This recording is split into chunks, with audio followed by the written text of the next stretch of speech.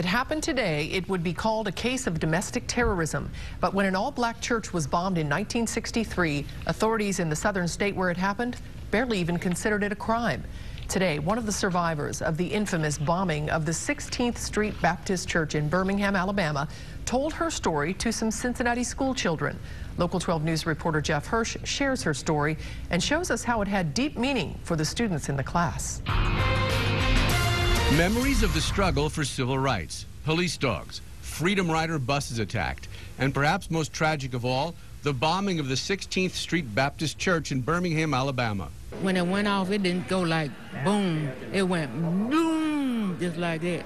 Sarah Collins, now Sarah Collins Rudolph, was a 12-year-old in church on September 15th, 1963. Sarah's older sister, 14-year-old Addie Collins, was killed, along with 3 other children, Cynthia Wesley, Carole Robertson, and Denise McNair.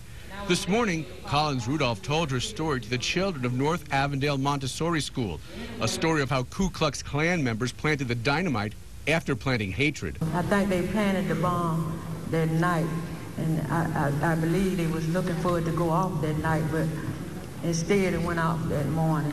When it went off, it scared me so bad because it was such a loud sound. Collins Rudolph was brought to Cincinnati by several attorneys from the firm Ulmer and Berne who felt her story had to be shared. The first place I thought of was North Avondale Montessori School because my daughters,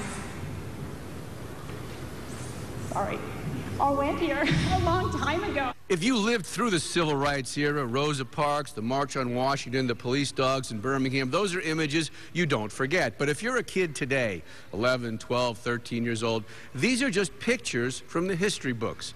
But when the history books come alive, you really get a sense of what was going on. We offer our sympathy for your loss. But the message was not just about the past. It's about the present. We don't have to, hate each other because of skin color. And I just want them to know we can love one another. Do you think this is something that'll stick with you, or is it like just another assembly? No, it will stick with me for a long time, like forever. I will remember this because I actually talked to her. Most assemblies, we don't talk to the actual people who are affected, but hearing her say her life story was really inspirational and amazing. Jeff Hirsh, Local 12 News. And Sarah Collins Rudolph was recently presented the Congressional Gold Medal by President Obama. One bombing suspect was given a slap on the wrist, a 6-month sentence in 1963 for possessing dynamite without a permit. But the case was reopened in 1977, and that suspect, Robert Chambliss, was found guilty of murder and sentenced to life in prison. Now, another suspect was convicted in 2001 and a third in 2002 for murder in both instances.